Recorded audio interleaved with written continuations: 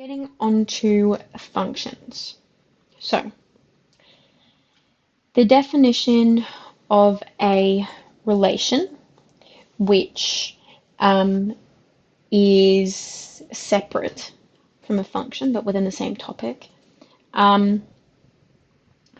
is a mapping between sets. A graph is a rule or formula that defines one variable quantity in terms of another. So basically what it means is writing y in terms of x, right? So you just kind of have a something that you are graphing with two variables. So what is the difference between a relation and a function? Because there is a difference between the two. So a relation is a relationship between sets of values.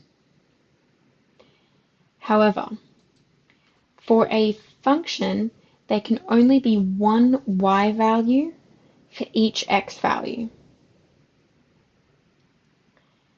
So with a relation, there can be multiple y values for each x value. A very common example of this is a circle. You can graph a circle. That was actually so neat. I'm so impressed with that myself. Usually, whenever I try to draw things, they turn out horribly. Oh, look, that axis was horrible. Usually when I try to draw things, they come out horribly. I kind of, I went more towards the STEM route rather than the art route for a reason.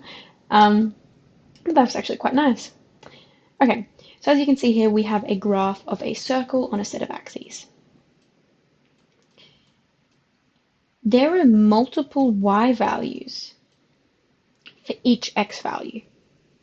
At this, say like x equals 1, y could be like 10 and negative 10.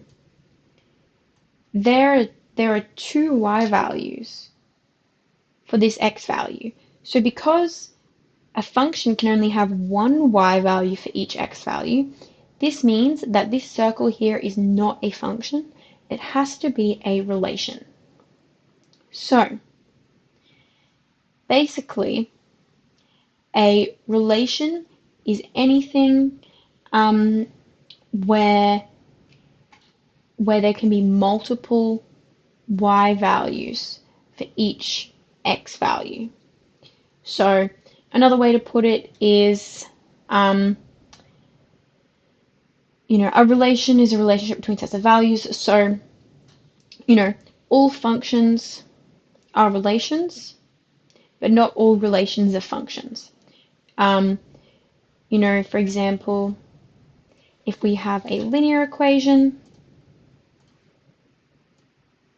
this is a relationship between two variables. So it is a relation, but it's also a function because it only has one y value for each x value. But this circle here is a relation, but it's not a function. So we can use the vertical line test to determine whether a relation is a function. So applying this here, the vertical line test is basically where we draw vertical lines down the graph, and if at any point a vertical line crosses the graph twice, it means that it's only a relation, not a function. So as you can see with the linear and our parabola, the vertical lines only ever cross the functions once. But with our circle, this line here is going to cross twice, this line here is going to cross twice, this line here is going to cross twice, which basically means that it is a relation but not a function because it doesn't pass our vertical line test. Okay. So a function is defined by its rule and domain. So the domain is basically the largest set of x values for which a function exists, and the range is the largest set of y values for which a function exists. So basically domain is for x, range is for y. An example of this is if you had, say, this function here. We just have a nice little parabola.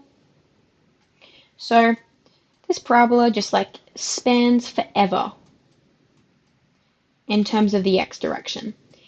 For every x value, the function is going to exist, which means its domain